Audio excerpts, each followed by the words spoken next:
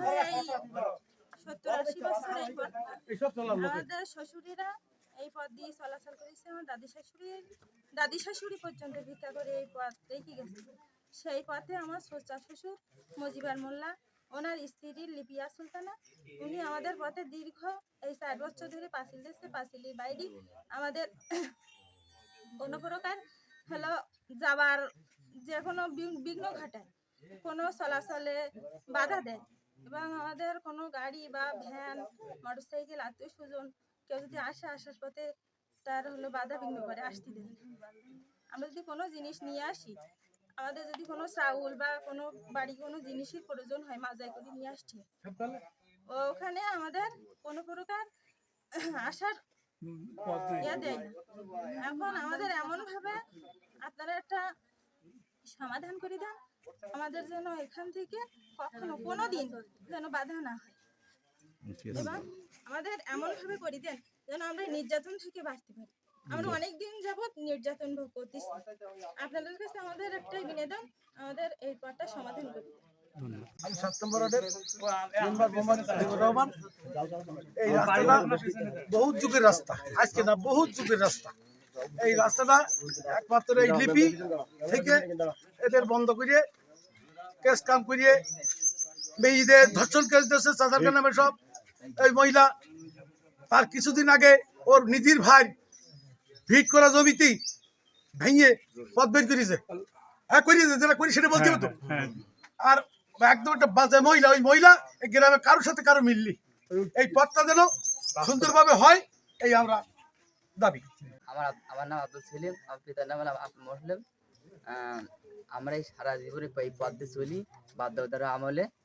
আর এই আমার বাচ্চা ছাড়া আমার ছড়া চাচা তাতে এটা রাস্তাঘাটে থাকে, সে ওই উন্নতি করে তারপরে এই রাস্তায় চলাপথে আমাদের বন্ধ করে দেয়।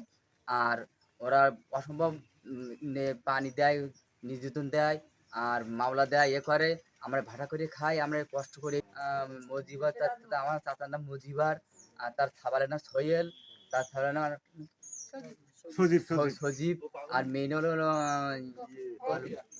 পপি। এরা সবাই আরো এদের নির্যাতন দেয়। আর যখন কেস করতে যায় যখন থানায় ওঠে। আর এই লিপি সবচেয়ে বাড়ি, ওই লিপি হলো সবচেয়ে বাড়ি হলো অধীনে এগুলো বাড়ি।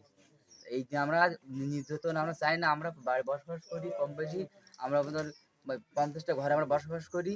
আর এলাকার লোক সবাই চলে, আর এলাকার কারোর মানে না, মেম্বার চেয়ারম্যান কারোর মানে না, কারোর মুরব্বীরও মানে না। এই জন্য এরা সারাটা জীবনে আর আমার মেম্বার এসেছে বিশ্বাস সালিশ কোনোদিন মানে না। আচ্ছা, কোনো কাজের থেকে সমস্যা হয় এ করে মানে মান সম্মান কিছু বলতে তার কিছু নেই, লজ্জা শরম বলতে কিছু নেই। আর সারাটা জীবন আমাদের এই পথ বাপদাদার পথ, আর আজও পর্যন্ত পথে আমরা বাধা দিয়ে কেস কম করে এখন পর্যন্ত আমাদের দর্জিত। আমরা আর এই সৃষ্টি করতে চাই না, আমরা যেন শান্তি চাই। আমি মোহাম্মদ শওকত মোল্লা। ঘটনা যে দীর্ঘদিন যাবৎ আমি প্রায় 40 থেকে 45 বছর ধরে এই রাস্তা দিয়ে ভ্যান চলাচল করি। এই পর্যায়ে দেখতেছি কি এই রাস্তাটার বয়স মনে করেন যে 80 থেকে 90 বছর এই রাস্তাটার বয়স। এখন মনে করেন যে এই রাস্তাটা আমলি সরকারের আমলে কিছু নেতাগতা দিয়ে টাকা পয়সা দিয়ে পাঁচিল দিয়ে দেয়, কিন্তু আমাদের এইখান থেকে ইটিছড়িং আগামাতা ও পিসি রাস্তা পর্যন্ত রয়েছে 6 ফুটের রাস্তা।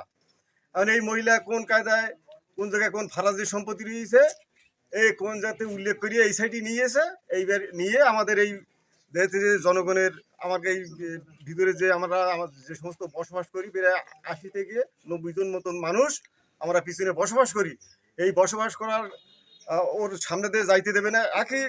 একই জমি, মনে করেন যে বাপের নামের জমি, তাহলে ভাইরা সবাই পাবে, কিন্তু ও বলতে চায় যে না এখানে কোনো ভাইদের জমি নেই, কাগজপত্র সব ওকে রয়েছে এনাদের, কিন্তু উনি তা দিতে চায় না।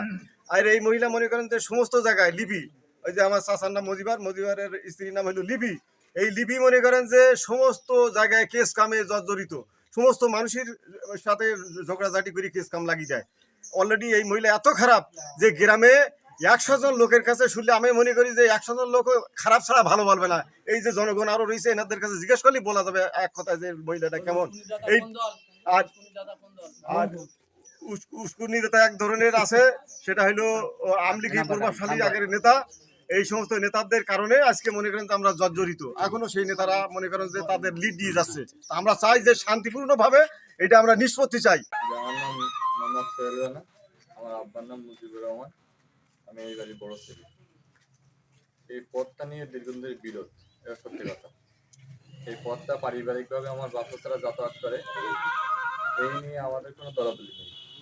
কিন্তু আমি পথের বাইরে দিয়ে একটা পেরাসিট দিচ্ছি, পাঁচিল দিচ্ছি, সেটা আমার ঘেরা এক কথায়। নিচে লোকের জমি আছে, কিন্তু ওই লোকের জমির কারণে আমার পাঁচিলটা যদি না থাকতো তাহলে আমার ঘেরা দিতে হতো। আমার বাচ্চারা ভিতর দিয়ে চলাচল করে, এটা আমার দুঃখ নেই, বাচ্চারা ভিতর দিয়ে চলাচল করবে। কিন্তু আমাদের চাচাদের এখন দাবি হচ্ছে পাঁচিলটা ভেঙে আমার উঠানের সামনে এই ঘরের কানা দিয়ে দিতে হবে।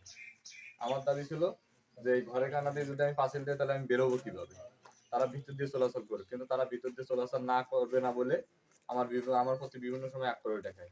এর পরিপ্রেক্ষিতে গতকাল রাতে 2টার সময় আমার এই প্রাচীরটা ভাঙচুর করে, তার ভিডিও ফুটেজও আমার কাছে আছে। এই প্রাচীরটা 80 ফুট দৈর্ঘ্য আছে, 80 ফুট দৈর্ঘ্য প্রাচীরটা তারা রাতারাতি কিছু লোক ভাড়া করে, নিজস্ব লোক করে এই প্রাচীরটা একবারে মানে নিমিষেই শেষ করে দেয়। আমার আমার চাচারা আছে, মানে ভিডিও ফুটেজ আছে, খলিল আছে, মনিরুল আছে, শওকত আছে, আরো অনেকে, সবার ভিডিও ফুটেজ আমার কাছে আছে। সেই পরিপ্রেক্ষিতে আমি আইনানুগ ব্যবস্থার দিকে ধাবিত হয়েছি।